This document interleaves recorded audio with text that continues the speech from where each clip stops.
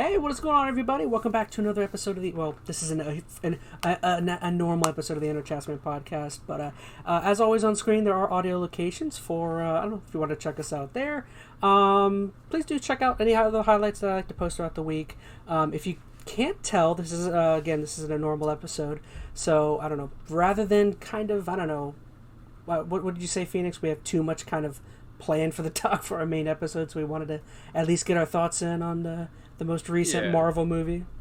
It looks like we got a pretty heavy docket for the pod this week. So, and I think also we haven't had some of our other our guests watch the movie, so we don't want to spoil them too much. Of course, maybe we do them a favor. I thought when setting this up, I was like, this movie deserves to be spoiled, but I don't know how. I don't know.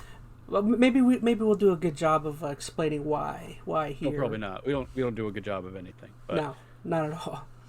But, yeah, so, I don't know, just the other day, me and Phoenix were able to get out and go see a movie, something I don't ever do anymore. I feel like, I was telling him, I think the Batman was my last. Man. How many people were in there for us? There was probably only like 5 people, maybe 10. Well, we saw a late showing. It was like 9:40 It was Sunday night, too. Sunday night. So, I mean, it's not exactly prime time, but, yeah, theater had maybe like, optimistically, 10 people in it. The theaters are just on the way out, man. I mean, most of these movies, unless it's some big major blockbuster event, people are waiting. They come out to, streaming services a lot quicker. So why waste $50 in popcorn and drink and a ticket when you can stream it in like a month after? It's only a matter of time before Ant-Man 4 is going to be straight to Disney Plus, Yeah, that would probably have been more beneficial. But I mean, it's not like they haven't done it already. Didn't they do it with what's her name? Scarlett Johansson. But that was during COVID, Black Widow. That was like a special case of Didn't that still go to theaters though? Yeah, but I mean it was also on Disney. It was like wasn't it a same time release? I don't recall that. I could be wrong though. I didn't watch Black Widow, so honestly, and that's something we'll talk about. So I know Ant-Man is kind of the kickoff to Phase 5. I've watched very little of Phase 4. I know both you and me probably hit Marvel fatigue pretty closely after Endgame. I think with most of the rest of the populace at this point. So I'm definitely missing some. There's some gaps in my Marvel phase knowledge right now. But either way, we got a chance to see this one. I think we both have some things to say about it. So it was no, it was funny in the theater. I remember I didn't even realize there was an Ant-Man 2. I was so lost for like where I was in this movie. I hadn't seen Loki. I didn't know there was an Ant-Man 2. I thought this was Ant-Man 2. I was just like... To be fair, I don't remember Ant-Man 2 being all that great.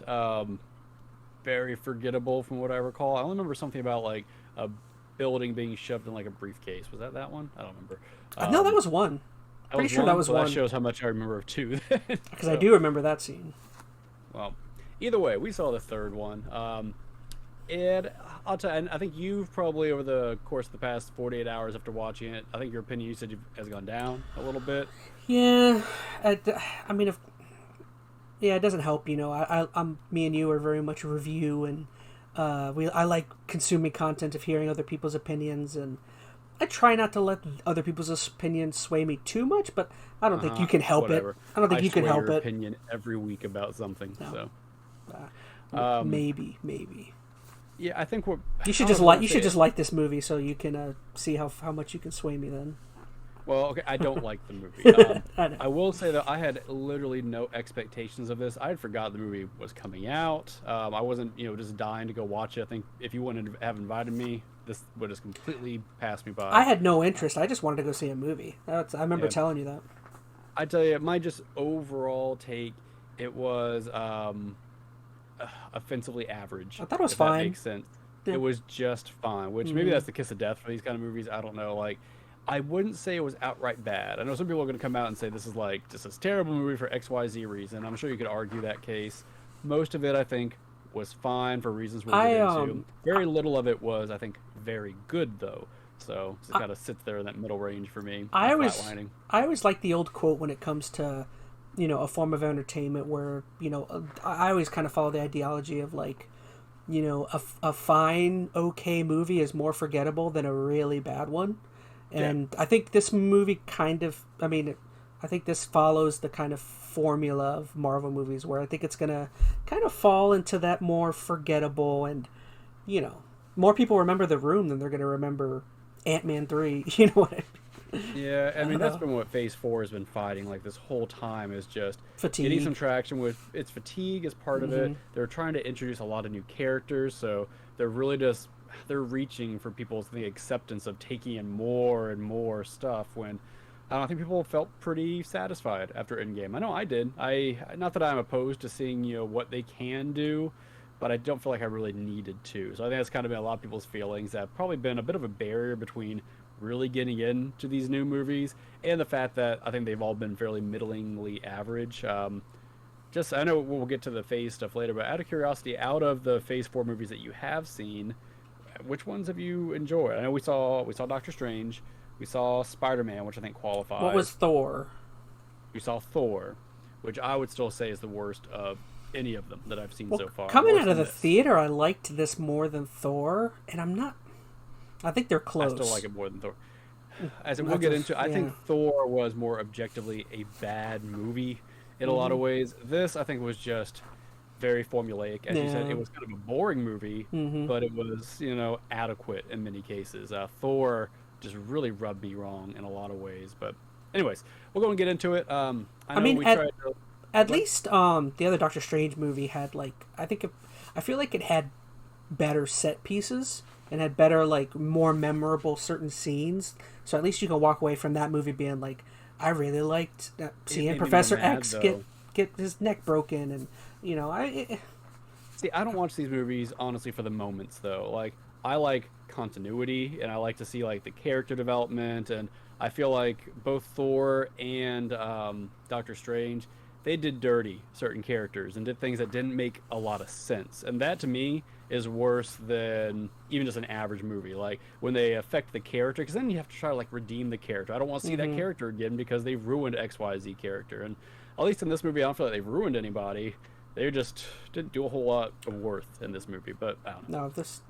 Well, I don't know. I feel like where do we want to tackle off? We wanted to kind of talk about the plot. I think we wanted to kind of touch on first. Yeah, I think we wanted to kind of break this up into like 4 big segments, just to kind of frame our thoughts a little bit. So we'll talk like story related stuff first. That will get into a little bit of the plot. I don't really think we need to do a summary necessarily, just in case people want to go and see it. We don't want to spoil everything about it, but what we liked about it, that would probably dabble in the writing just a little bit. Granted, I mean, those are somewhat separate topics, but we'll try to squeeze them in. We'll talk performances and casting. Oh, sorry. Go ahead. No, go ahead. Finish up. Okay, then we'll talk performances, casting, characters. CGI needs to be its own category for this because, man, there's some things to say about the CGI. It's a meme at this point, all over socials, basically. Yeah. And then we kind of talked about already, but I mean, in the big long scheme of Marvel's Phase 5, how is this going to serve as far as kicking things off? So let's kick it off then. Story. What were your thoughts on the plot in general? Plot in general? The main words that came to my mind were stuff like things were just kind of coincident. There's too many coincidences and too many things that happen that it feels like there's things that happen that are just in place to have a story. Like there's the stuff that happens with the mom. I think we talked about it. There's too many characters holding in too many secrets. Nobody's keeping anybody informed as to what they're doing or what's happening. And I get it. You need things like that for a movie, but I think you can have a more intelligent way of writing secrets for some people. Yeah. I think that was one of my big issues with the plot. I mean, besides just certain things kind of being forgettable. I just saw my camera blip. I need a new camera. But particularly with the mom. What was all three of them? Name? The mom, the Cassie, and the Wasp. All three of them were. If any of them would just inform each other as to what's happening. I don't feel like the Wasp or Evangeline Lilly's character really kept a lot of secrets. Well, she knew what Cassie was doing, I think. Yeah, but most of that didn't have a big bearing on the whole movie. I think the biggest one for me was Michelle Pfeiffer's character, which the name of her character is completely... Janet? Janet, yeah. Okay, Janet. Anyway, the whole premise is based upon, her experiences by being trapped in the quantum realm for 30 years and having to deal with Kang the Conqueror. Okay, that's a pretty big nugget that pretty much defined her entire time there. That she just decides not to share with her family when she gets back, and knowing that her family. Wasn't it also coincidental that she happened to, in this grand entire gigantic world living beneath everyone, she happened to stumble upon the conqueror of the universe? Like, oh, I mean, maybe, but those kind of contrivances I go with because it's a comic book, right? You have to have interactions of characters to spark interesting kind of stories. So I mean, I'm not opposed to that. But when a character makes a decision not to share information that has direct bearing on something pretty drastic, like she did not inform them that there was a guy called Kang and going to the quantum realm could release him. There's gigantic ramifications from keeping that information to yourself. Which is stupid, because this is not like a unintelligent person, someone who very much understands the issues that could arise from this. Like that, I thought was not only coincidental, but that was damaging to her character in a lot of ways. And that's once again kind of my bigger issues I've had with other movies. They make a lot of those really just bad decision making points, and that ruins the character. And if you do that enough times, it ruins the whole movie. This was coincidental enough that, I mean, it is what it is, but it definitely was disappointing. I think if you had a Michael Keaton in this movie, he could have pointed her and given her better advice, pointed her in a better direction. I'm sure. But anyway, no, I agree. Coincidences, there were quite a few, that being, well, man, not coincidence, but contrivance. Like, the only way this movie happened was because she kept that secret. That was, and then also, like, the daughters playing around with portals and dimension and stuff, and she's communicating into like the quantum realm. It's like come on, how many times you guys going to be messing with stuff when you realize this is why things are happening? I don't know. I don't think that is so crazy. Like, I mean, and if you're going to do it, at least be a better character than Cassie was. Maybe that's it. Yeah. I think making Cassie the one who kind of instigated it was kind of a bad decision. Like, if it had been Michael Douglas's, original Hank Pym character doing it, that would make a lot more sense. You at least knows he's like a seasoned scientist who maybe could feel like his britches are too big and he's fine, Yeah. I don't know. Other plot issues. I thought this is not just plot related, but as it goes through and kind of introduces like all these other issues with like other characters, like they end up in that kind of like weird village with those. I was gonna say, was the revolution aspect interesting? I don't remember a single character's name. I think that's my problem. Like, it's not that any one thing was a bad plot element. Like, essentially, for those who are curious, Kang has taken over the quantum realm, and the quantum realm is this whole civilization. So the people there are revolting. And you run into a lot of these people, and they try to, I think, give you a connection with them, but they don't build any of the characters. Even that one like leader of the village, the one who was like kind of buff fit, had the tattoos and all that kind of stuff, I don't think they did anything to really explain her big backstory beyond just Kang killed my family or something. And that just doesn't give you a lot to really grasp. There was Jarhead that shot lasers and and that's the most of those characters I think were initially, when you met them, played for jokey jokes, right? We're in this weird quantum zany realm. Here's a big goo alien quantum that always joked about holes or something. Yeah, like they didn't feel like characters; they felt like jokes. Okay, and the times they wanted you to then feel serious about the characters, I feel like it was just kind of a little too late. I should have bought a beer when I watched this movie. I just realized I didn't even think about buying a. Probably would have enjoyed it more. Yeah, sorry. Go ahead. But anyway, like there were not. How do I want to phrase this? There were some good plot ideas. Very little was developed.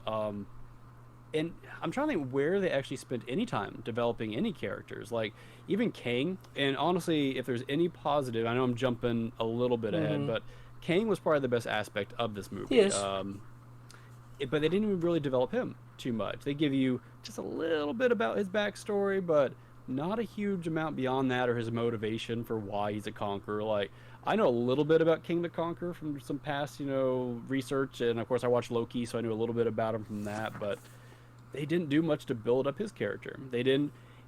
I'm trying to think what other characters even really had an arc in this movie. Like MODOK may have had the biggest arc out of every character in this movie. He's the one that had the most change, because Someone told him to not be a dick. Man, I don't know if I'm ready to get to MODOK. Well, save MODOK. I just wanted to break. He's probably got That's the biggest fair. arc. He did have an arc. But the other characters, like, so Cassie, man, she to me was the most infuriating character in this whole story. For one, she was Jeez, you suck, Dad, even though you saved the world a couple times. Saved the galaxy. It makes me hate teenagers even more. But, yeah, she was giving her dad a hard time, the guy who took place in the Infinity War to save, the entire universe. She's like, you don't deserve a break, Dad. There's still, people starving out there, and, people can't pay their rent, whatever it is. Like, you should be, all social justice, fight all the time until the world's perfect. And that's just very, one, idealized, which, I mean, she's a teenager, so I guess whatever. But, I don't know. It really just grinded me the wrong way and set her up to just be a really just she was unsympathetic character. By far the most annoying character in the movie. And even towards the end, like, what did she learn? Like, it makes her just it makes the whole movie frame her as she was right in the first place because her dad wasn't stepping up to the plate and doing more. So her dad, of course, does because he has to in this circumstance to basically save her, and she's just like, "Yep, that's what you should have done." Know that the dad was doing what he was supposed to do all the time, or he deserved to have a moment in the spotlight. It was, I don't know, she didn't have any arc. I think that is frustrating. And she's also kind of annoying because she has a suit and she's doing all of this stuff behind her dad's back when it's like, dude, your dad's a superhero. I guarantee you. Like, why were they being so secretive? Like, I'm for sure I plot missed conveniences. I mean, yeah, that maybe is it. But I don't feel like her dad. I mean, maybe. I mean, I'm a dad. I wouldn't necessarily love if my daughter became a crime fighter and put herself in danger. So I mean, maybe that's the aspect they're playing. Keep it secret so he didn't freak out about it. But I would. He seemed like he'd be pretty chill. Yeah, about but it, when you live in a galaxy where like your planet is constantly accosted by powerful figures, it would be good for your daughter to like know how to protect herself. Like you're an Avenger. You're constantly fighting galactic threats. And him as a character, I don't think has ever shown that kind of pushback concern or defense against something like that. And I get away with had a lot of interaction between Ant-Man and Cassie. Like he was gone for however long, and then popped up. She was older. We saw her for like 5 minutes in games. I mean, that was about the last. And his girlfriend most certainly is not opposed to Cassie learning or being a part of the Avengers or anything. So it's like.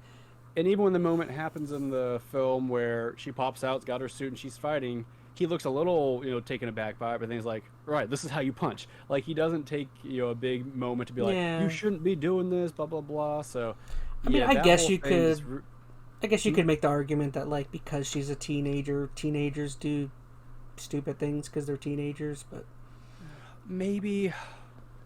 I don't know, I have a hard time buying that, to be honest, especially considering all the people who are around her and all the people who are around Paul Rudd's character. Like, I don't know, none of that really made a lot of sense. It did feel very contrived, and it made her a very, I think, to me, an unlikable character. And she's one of the main characters. Like, really, it's Ant-Man, it's Cassie, and then it's Janet. Those are kind of your three main protagonists. Like, everybody else is just kind of superfluous. I was so annoyed during the dinner scene. Cassie alone ruined that entire scene because it's nothing but her throwing jabs at Ant-Man. That whole scene, she's like, well, at least, Dad, we're out doing something. It's like, your dad's one of the most powerful beings on the planet. Yeah. What do you mean?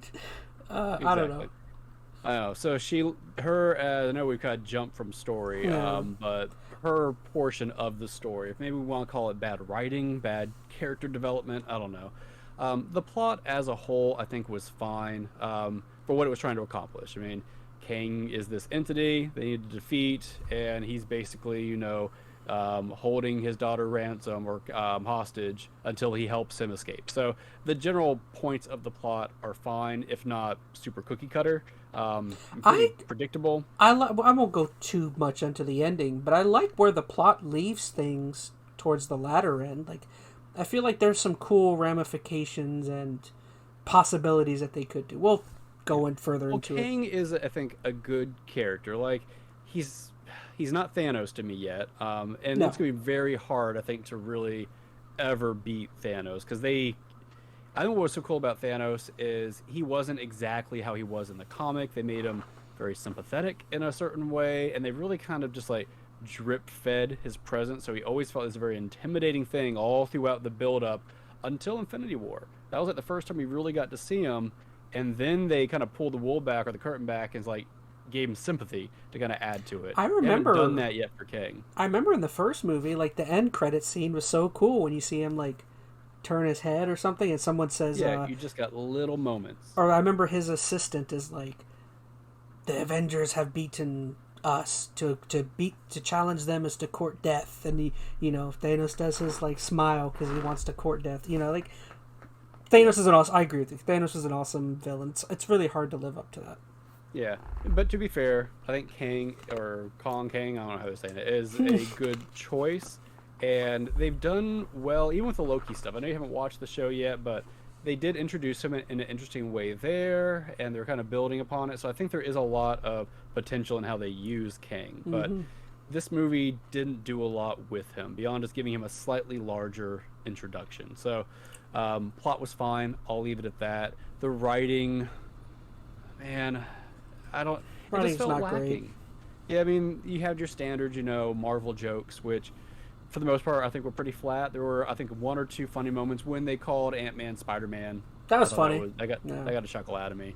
So there are jokes in there that, are fine. All the Dairy Queen stuff is doesn't work. Pretty funny. I always loved the random Dairy Queen Paul Rudd in the ant pile. I thought didn't you see it coming? Because I saw it coming. I don't know. I didn't see it coming, no. I think the problem, and this is true for I think several Marvel movies. I do have a problem with that scene when we talk CGI, but oh yeah, I think a lot of it just got overused though. Even that Dairy Queen thing, it was funny the first time, second time okay, but then even at the end of the movie, there's another Dairy Queen joke. And I know maybe they're trying to add some levity, full circle kind of approach to it, but I don't know. The jokes were fine. Marvel definitely. The dialogue was fine. When we talk the formula of the Marvel plots, they definitely, when they find something that they think is good, man, they really beat you over the head with something that they think is funny, like the goats and Thor. That I don't want to go. I don't want to go down the hating on Thor route. No, I just mean when they think they have something that's funny, they like. Yeah, and the problem is if it doesn't land, you're stuck with that missed landing for the entire movie when they just keep hitting it. So, I don't know. I'll just leave it. The plot, I think, was decent, if uninspired. The writing was fine. World building, I guess was okay. I actually think the world building was bad. I was very annoyed. Now, this is more about, I guess, plot conveniences, but I was very annoyed, how basic their worlds that they built in this movie are. One, I didn't like that it was. Oh, I'm sorry. No, I was just gonna say, one, immediately they get down there and they can conveniently breathe. How do you know you can breathe down there? Everything is humanoid-like. I mean, I guess there was the jelly guy. That was my bigger issue. Oh, everything Bill Murray. Felt there's just random another humans. Weird Earth kind of thing. Nothing felt. I mean, maybe alien's the wrong word for this because it's not extraterrestrial kind of stuff. It's quantum whatever. Mm-hmm. But it just felt like another planet kind of thing. Which I think for the quantum realm they could have done something a little more interesting than that. So yeah, I mean, it was fine, but they didn't do a whole lot to really make it feel overly unique or overly special. I thought it was kind of bad. I just don't. Again, you're right. It wasn't imaginative. It wasn't. I don't think it was necessarily creative. It's you have. I don't know. It felt like you. I think you said the word alien. It felt more alien than it did, because alien you can be more humanoid. I guess it has to be a. I don't know. You're right. Sorry. Well, it doesn't even have to. When you think alien, if I'm gonna jump to another kind of comparison, we think about something like Mass Effect, where aliens in that game, at least the first game. A lot of them were not humanoid at all, didn't interact in that same way. Their whole kind of structure and world was completely different in their behavior. Think about the Reapers, what were the jellyfish?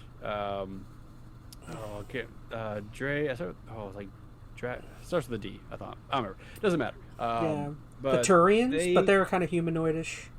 Yeah. Point being is you can do alien without being the standard humanoid kind of thing, and I don't feel like there were too many examples of that in this. It was all humanoid-like stuff. Now, if they had given a reason for that, like that's something they didn't do a whole lot to explain why this was the case in the quantum realm. Like if there was just some rationale, like maybe these were like other people had been sucked down or other species had been sucked down to the quantum realm and it had developed a world like this. Yeah, why are there so many humans? There was but they're not humans, apparently. There's like Bill Murray, Muscle Lady, what's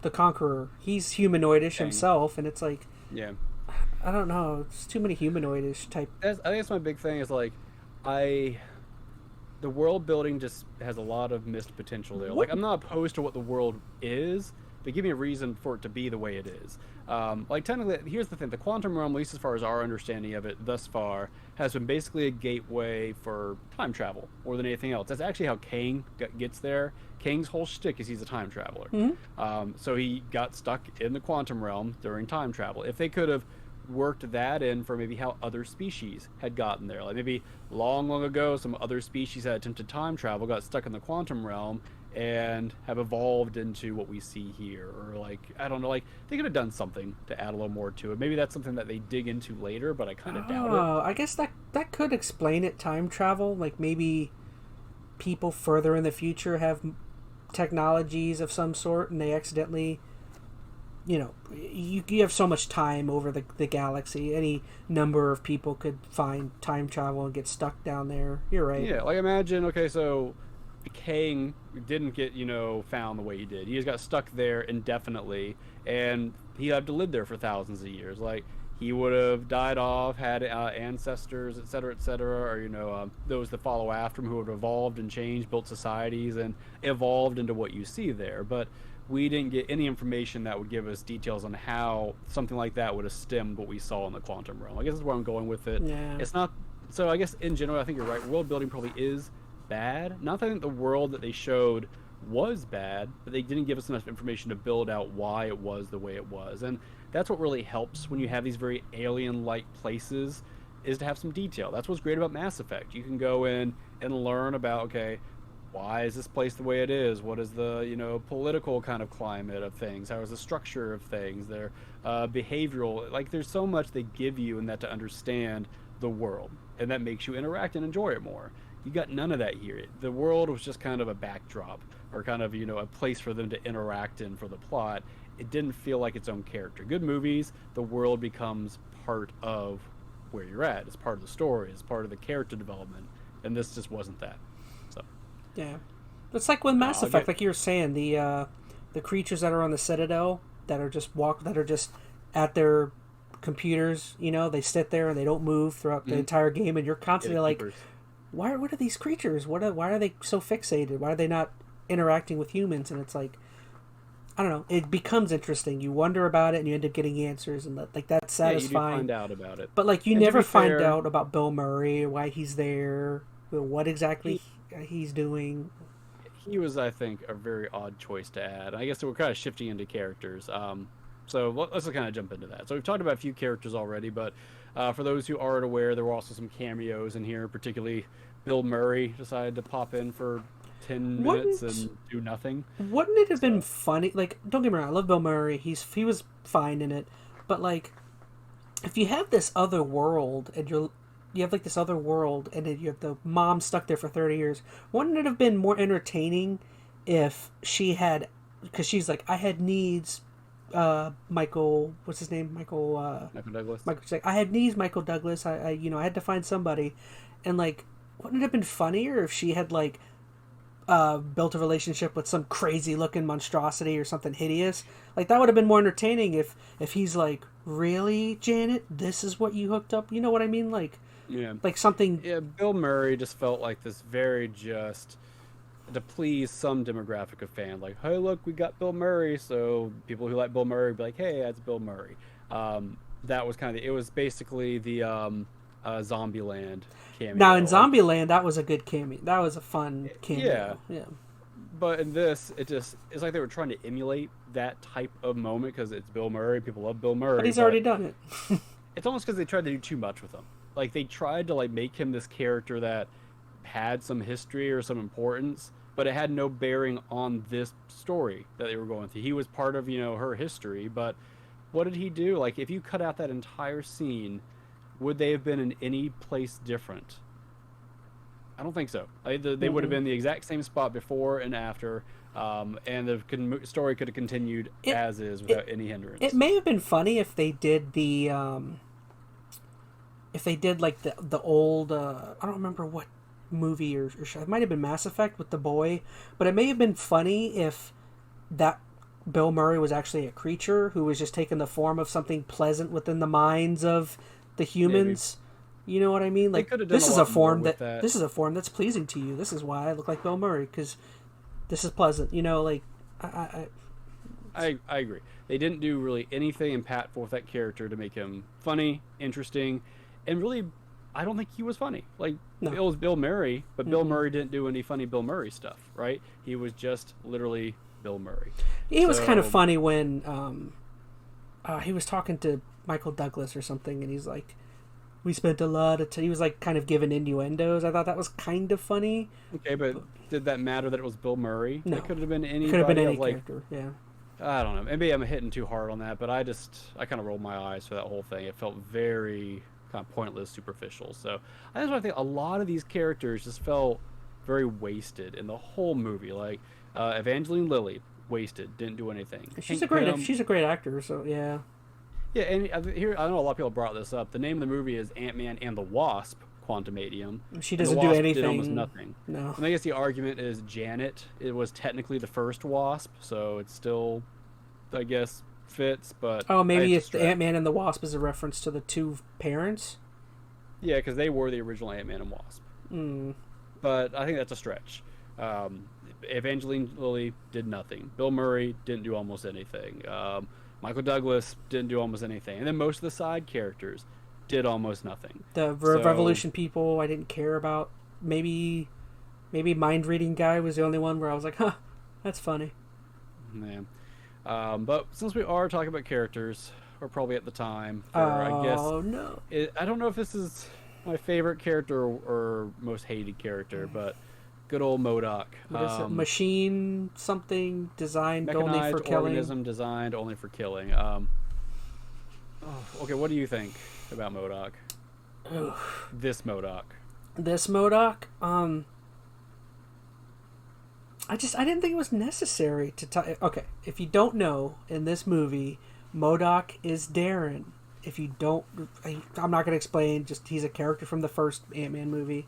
I could have gone without that backstory. He could have just been some, hired help. Like, I don't know why he had to be so integral to the Ant-Man trilogy. Like, he could have been an external hire or something. I don't know. So I kind of have landed opposite of that. Like, I think at first I kind of felt that way because I don't love the way they did MODOK by any means, but I think one of my big critiques I've had about this whole movie so far is like none of the characters had an arc, meant anything, or had an arc, or did anything. Like giving him that Darren backstory connects him to the characters a little bit, so it gives him a little more agency.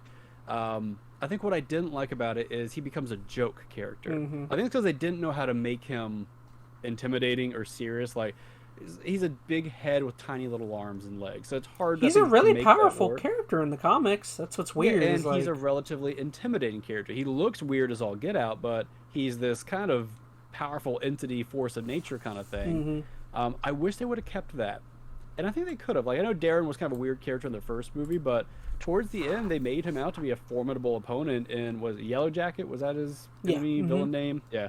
And I think making him more malicious vindictive in this movie instead of kind of like crazy humor vindictive, I think would have worked better. Like even when he was trying to go after the characters, like, you're the reason I'm here, it was kind of done jokingly, if that makes sense. It was very hard to get any kind of like intimidation. He should be far more peeved about what happened to him than Yeah, he seems like, oh, I guess it's not that big of a deal. Like his whole just demeanor about it, because they were playing for jokes, Mm-hmm. and I think they probably did that because whoever designed him couldn't figure out a way to make his design intimidating. So they're just like, let's just make MODOK this goofy character. It's So again, they it's so went for the weird. worst look. It's That so stretched out head. it's so weird though, Nope. because again, the creativity level of this movie is not fantastic. Like you could have done any number of things for Modoc's look, for his. I, I, I don't know why they didn't make him super ultra powerful. Is it because he had to do less than They Kang? probably didn't want him to overpower King, but I think they probably could have made that work. They could have made him more intimidating. They still could have had him make the turn at the end too. Like I don't think that was a bad thing. Like they basically guilt him into being like, "Hey, you don't have to be a bad guy. You can do something good at the end." And he does. He helps out and helps be the reason they were able to overthrow Kang at the end. But they still could have made him more impactful early on. Made him intimidating. The stretched face, I that's gonna get to me every time. Like I don't know if I know a perfect way to have done that better, but that seems like the easiest, laziest way to imagine that character. It's just a head, but morphed. Like they didn't like distort or like add like weird like abnormalities or deformities to his face. Like if you look at the MODOK character, like any of his drawings, it's not just a stretched out head. It's No. like this really grotesque like it looks like it was like grown into the Mm-hmm. helmet kind of thing. They could have done that with him. It still would have looked weird. Like I don't I think they're ever gonna have a world where MODOK looks good in live action, but they could have got a lot closer than they I did. think it would have been more entertaining if, like you were saying, if they took him more seriously and they made him more intimidating, Mm. and they could have like Left the they armor should on have the whole left the time. armor on most of the time, and it would have been more impactful the first time. Maybe he takes it off in front of Scott Lang, and he's like, "This is what you did to me," and he's like barely noticeable or something, and it's Yeah, it so should have been like this deformed. goofy stretched head, something.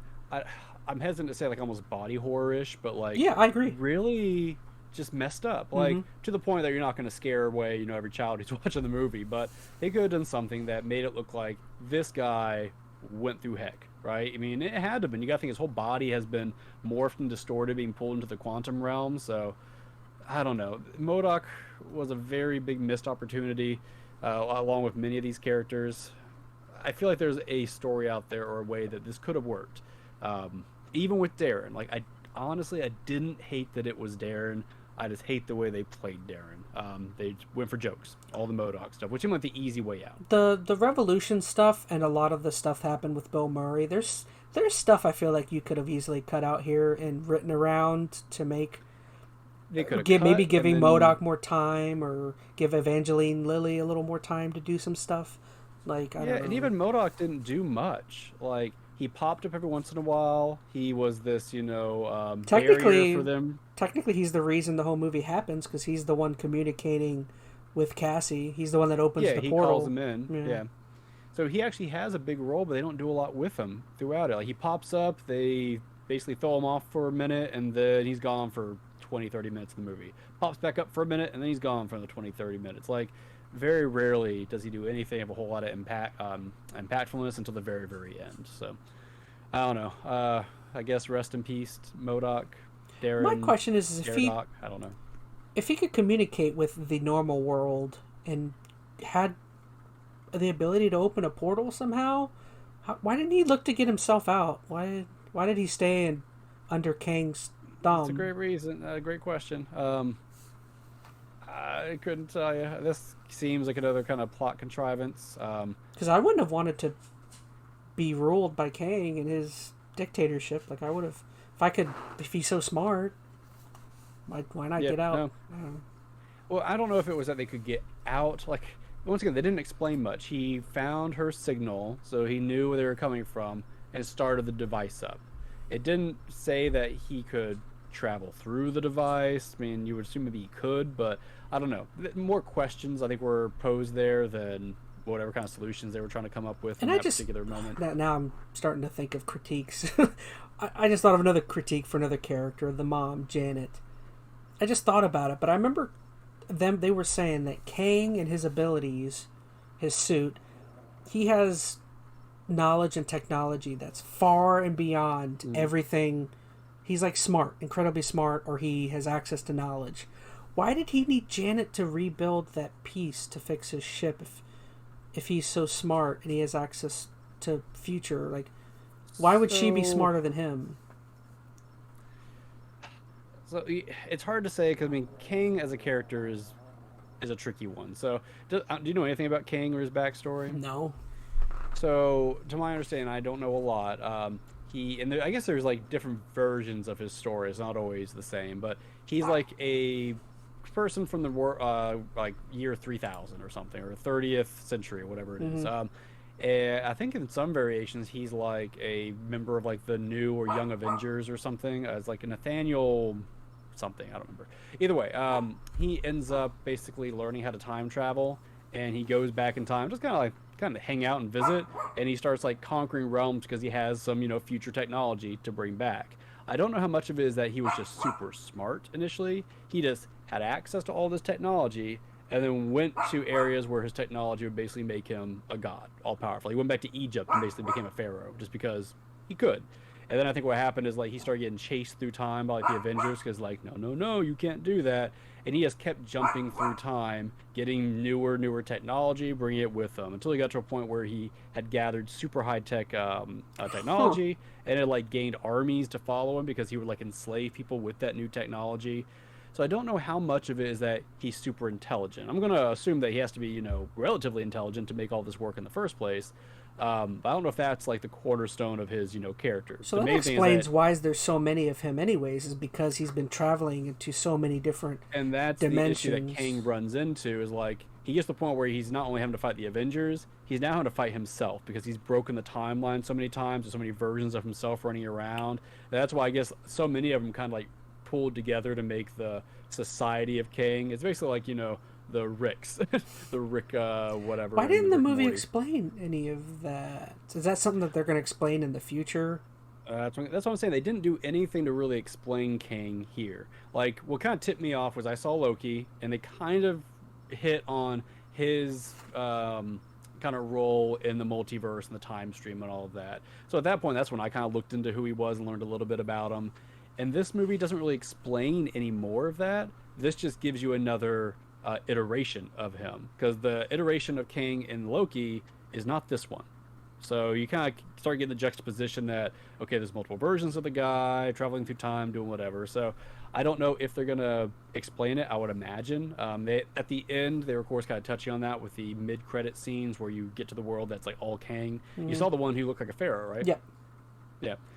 So they're all just kind of coming together to, I guess, fight back against. But I did see that this Kang, the one that dies in this movie, is the Kang though. He is like the original one, that he's the starting point basically of the Kang.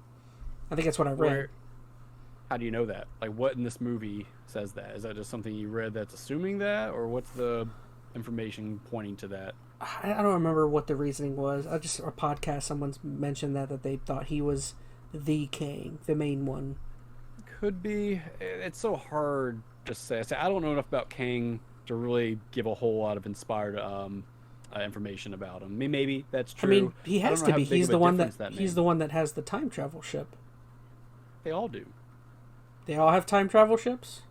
How do you think they're all getting around to different realms and meeting in different places? Well. Like, that's the whole point. There's multiple Kangs that are all time traveling, bumping into each other, and that's why they had to form this like Super Kang alliance. So, I don't know. I mean, maybe that's true. I don't know what meaning that necessarily has. I don't know what direction they're going to take him to. I would imagine they're going to put a Thanos-like spin on him. They've got to make him sympathetic. Like, I imagine what's going to happen is they're going to give him some reason why he thought he had to be a conqueror, that in some way makes sense, like Thanos' rationale for having to wipe out half the universe. Now that I'm thinking about it, it makes more sense if this Kang wasn't the main one, because his rationale in the movie is that his goal was to prevent the other Kangs from continuously doing what they were doing, because they were ruining the threads and the time and the multiverse. So it doesn't make sense that if he was the original Kang, why he would want that to stop if he's the one that kind of gets it all started. It makes more sense if he's just a random Kang that decided to go against the go against the other ones. I don't know. Yeah, I don't know. You should watch Loki just for if you care I about will. King thing. Yeah. There's enough there, I think, to make you kind of reframe King as a villain. But I don't know where we're at. King, I think, was the better part of this movie. The actor who played him, the name's slipping my mind. I think it was but Jonathan Majors. That's right, and he's in the new Creed Creed 3, movie, isn't he? yeah. Yeah. Mm.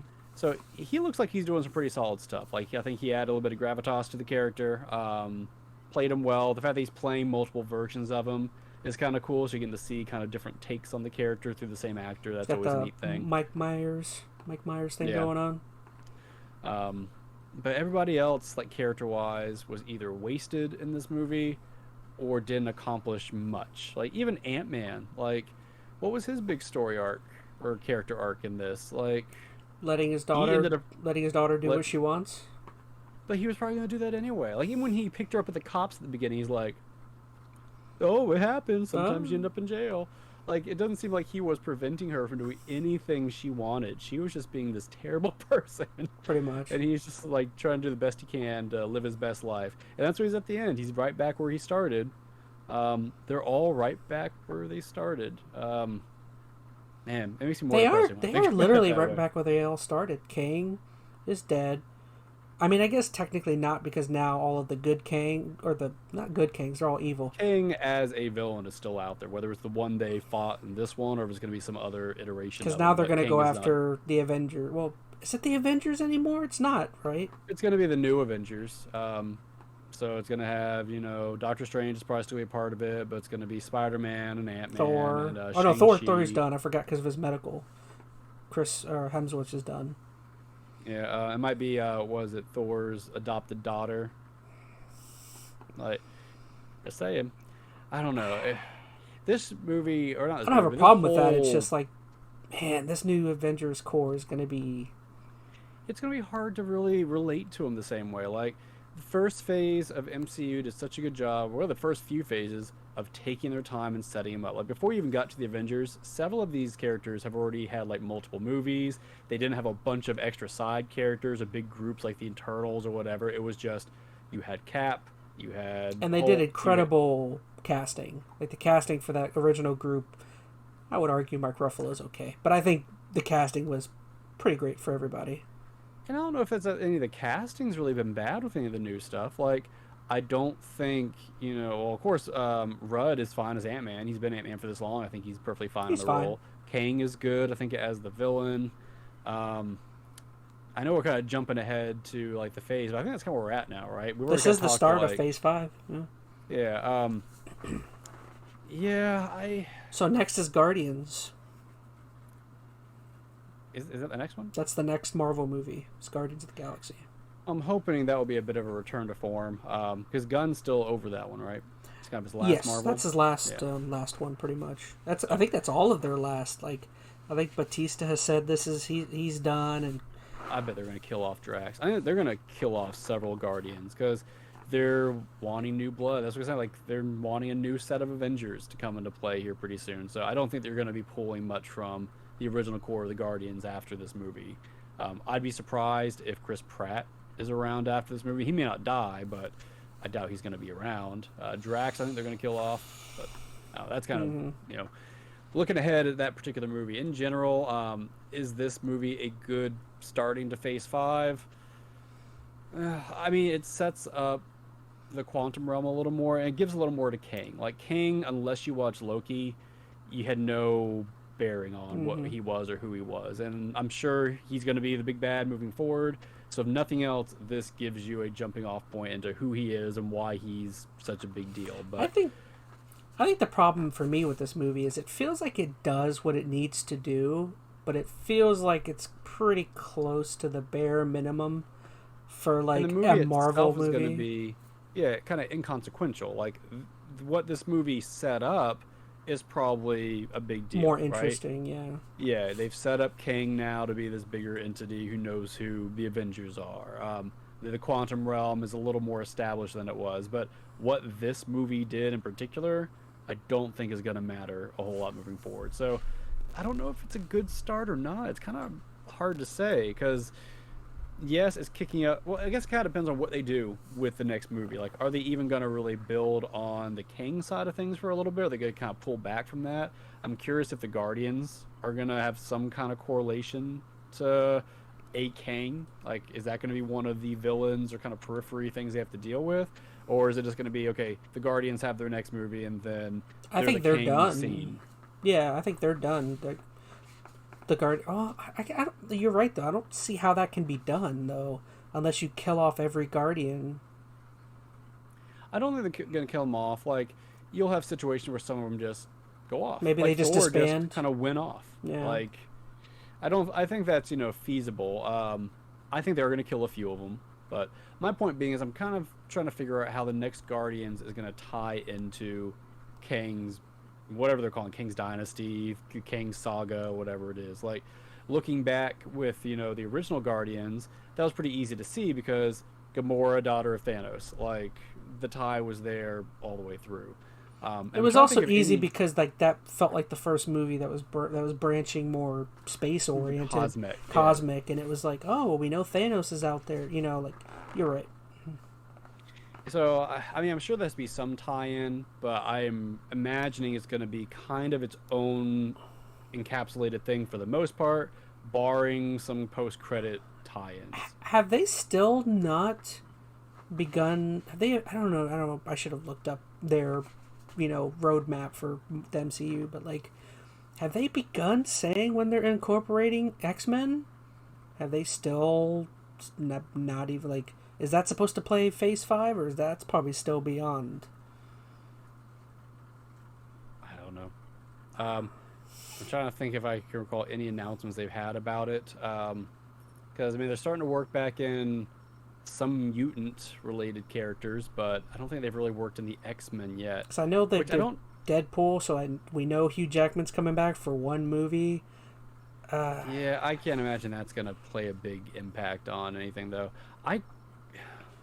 I kind of feel like they're going to wait on X-Men stuff. Like, I'd have to look back at the roadmap. We probably should have pulled that up. That probably would have been a good reference for this. Because honestly, I can't even recall exactly how much more is left after Phase 5 before we get to... There's so much plot. I know they have Secret Wars and stuff like that. There's so much plot when it comes to X-Men that, like, you could turn that into its own phase. That there's a lot there. It's its own thing. Fantastic Four, they still got to incorporate somehow. All right, hold on. Where's the most recent phase? Nope. I'm finding old phases. So let's see if I can find Phase 5. What is Secret Wars? Is that Avengers or X-Men stuff? I don't think it's X-Men stuff. Oh. Secret Invasion is what it is. I think that's going to be a lot of Skull stuff. Or Skrull. So we just did Quantumania, so that's the next thing is Secret Invasion. Then there's Echo. I don't know what Echo is. I don't know if you do. No idea. That comes out right around Guardians of the Galaxy. Then they have the Marvels, Loki Season 2. They got Blade, so they got that coming. I think that movie got pushed back. So I think that Oh. they were having director problems with that one. Ironheart, Daredevil, Born Again, Agatha, Captain America, New World Order, and then Thunderbolts.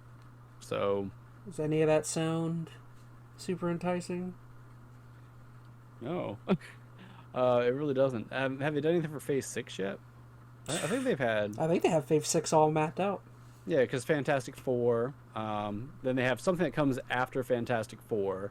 Then they have Avengers, the Kang Dynasty. Something else after that. And then Avengers, Secret Wars. So there's a lot of gaps in that one. So can I just throw this out? Like, are you any more or less interested in what DC has going on, or are you still?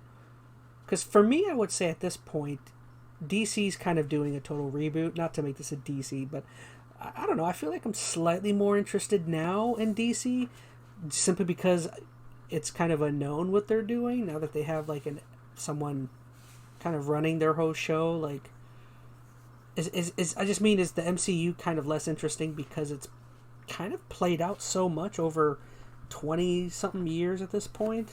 I mean, the MCU is saturated, and Like the DC is kind of starting from ground zero. That's what I mean. Like, is that more I don't know if interesting? it makes it more or less interesting to me. It kind of puts in the same boat it was for the Snyder stuff. Like, Snyder felt like it was always just kind of getting off the ground. It was always just kind of just starting. So I was always interested in what he was trying to do next, but it never got any traction. I mean, it's yet to be seen that what's going to happen here with James Gunn is going to get a lot of traction. I think here's my big feel about either of them. People are probably, I am, I'm getting tired of superhero Fatigue. stuff. At least, yeah, I mean, not that I don't enjoy a good superhero movie, but I really just want it to be a good movie more than anything else. And I feel like that's what most of these are lacking. They're all about the superhero setup. Marvel, for sure, and that's what's made them more fatiguish or more bland. Than I've even enjoyed DC at this Joker. point. I enjoyed Joker more than the last handful of other superhero movies. And I enjoyed Joker fine. It wasn't my favorite personally, but it was fine. I guess that's why I'm saying I'm not super. I don't know if I'm really excited more about DC or not because I haven't loved even some of their spin-off stuff they've done, like the Batman. That didn't really grab me like I had hoped it would. Yeah, I was very middling on that one. So none of them have really proven themselves to me, I guess, is what I'm saying right now. I'm very just kind of moot on the whole thing.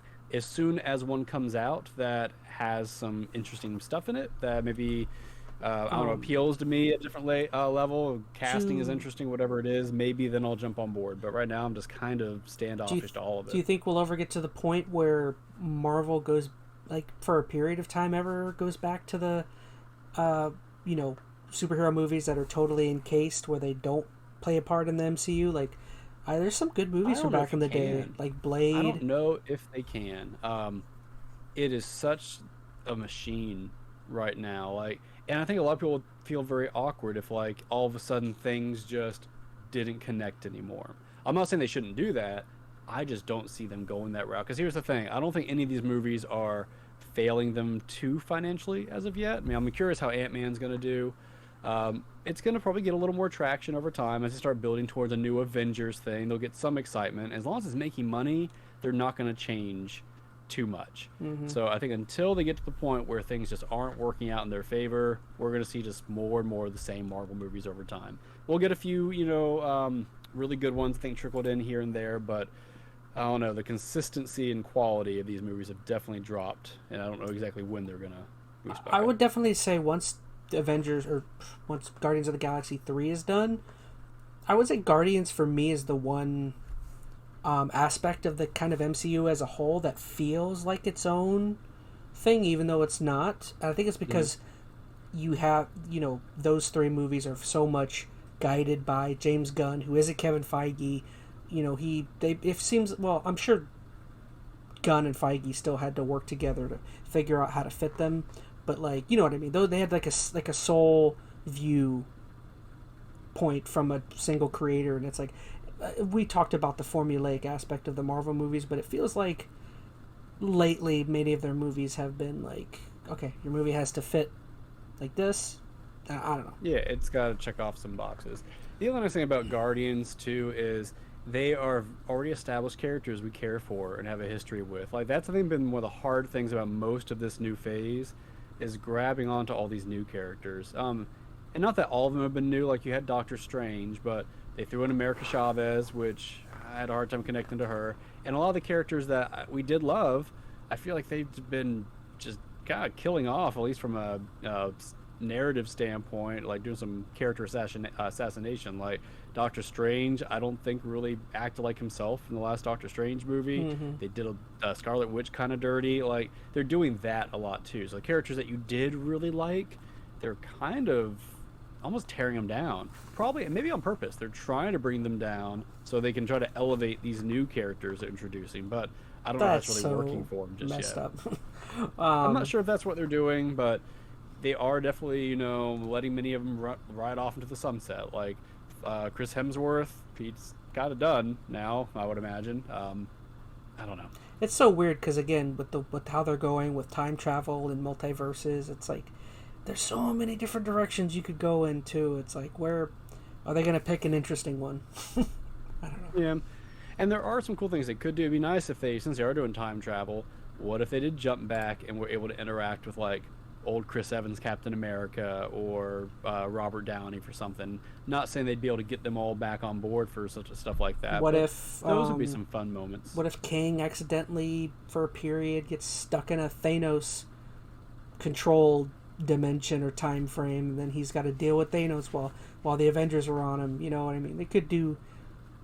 Are we ever going to see Galactus? Are we ever going to see any number of things? But yeah, I don't know. I feel like I'm just kind of worn out, even just talking about it. Like, it's hard for me to even want to spend the time, the mental energy to theory craft for what it's going to be, because I don't know. I feel like it's going to be disappointing no matter what. Like, I'm trying to think back across this whole past phase of one movie that I thought either that I've seen has been good or that I know from hearing from others has been good. Did not hear good things about Black Widow. I didn't watch it, to be fair, but I don't think I heard any one person, people I pretty much trust as far as their opinion on, you know, their feelings on it, didn't give me a good vibe on it. The same thing with Eternals. I did not like Doctor Strange. I didn't care for Thor. Spider-Man I liked for the nostalgia aspect of it. I feel like though I watched it again, and it was fine, but even it was I was kind of middling on it when I first saw it. It makes you feel good, but yeah, it's a fun watch. I feel if nothing else, it's enjoyable to see again, but long term, I don't know if that's even going to hold up a huge amount. Like, I am curious where they take Spider-Man though. Like, as a character, maybe they'll do some fun stuff with him, but I don't have a lot of confidence that they're going to. Sucks. Marty Scorsese was right now, as of now. Maybe MCU needs to change that. It still sucks. I don't know if MCU's like, gonna do it. Whenever I do decide to go back and watch a superhero movie, still, as of late, I go watch Sin City, I go watch Watchmen, I go watch The Dark Knight. I don't know. I'm old. I go back to the stuff I really enjoy. So. Oh, that's fair. And Guardians. Honestly, I like Guardians. Watching, like some of the earlier Iron Man stuff, I still think is really solid. Most of the first few phases, you can argue which ones are bad, but I think most of them were relatively good, right? I would say 80% were pretty good up until Infinity. After that, I feel like it's just done a complete 180. I used to not like Captain America. I'd love to go back and see if my thoughts have changed considering where it's at now. I still love Captain America. And that's, I think, something that they did so well back then was when they do introduce a character, they found a way to make you really like these characters that you may not really like, at least or haven't liked historically. Like, when I was younger, I could have cared less about Captain America. I didn't care about Iron Man. Honestly, besides like Spider-Man and Batman, I didn't care about too many. And the fact that they made me like the Captain America movie more than almost any of the others in the first phase is a pretty big deal in my opinion. So they've kind of lost that magic touch somewhere along the line of kind of understanding a character and focusing in on just that character and presenting him in a good way. So. All right, I feel like that's a good place to end it. Us talking about good movies. Yeah. Because this one was bad. It wasn't bad. It just kind of forgetful. It was, as I said, just offensively average. It was fine. Yeah. I wouldn't say you'll necessarily have a bad time. If you're going and trying to critique the movie, you're going to have a bad time. Going with no expectations, maybe you'll surprise yourself. Maybe you'll get a bigger kick out of MODOK than others. I don't know. I'll never forget when that happened. I looked over at you, and you had your you had your mouth covered. You were like, it was done so poor. The CGI in this movie was you were like legitimately shocked. I knew MODOK was in the movie, but I did not know how he was going to be presented. That was a shock. It takes your breath away for all the wrong reasons. Exactly. So I don't know. Is what it is. No. All right, guys. Well, we hope you enjoyed this different little take. You know, I mean, we've done this a couple times, as is, kind of doing like our own separate little things. We're just trying to spread out some of the content and make it easier for the next podcast episode, which I think we've kind of settled on Thursday night now. We're going to touch on in just a few days. So, fingers crossed. Yeah, and that was Ant-Man and the Wasp in Quantumania. What did you guys think? Did you guys like it? Did you guys hate it? Did you guys like MODOK? I'd love to hear your wacky and weird opinions down in the comments. We would. But yeah, Phoenix, what do you got going on? Anything? I'm just play more Marvel Snap. I got him hooked. Got me addicted to. Thanks I did. A lot. You're welcome. We'll talk about it on the next episode. I know Phoenix is probably going to have a little more to add. He'll have we need to stream that again. I had a lot of fun streaming that. We had a few people hop into the chat, so If that's something you guys would like to see or fight against us in some Marvel Snap tourneys, let's make it happen. I'd totally be down.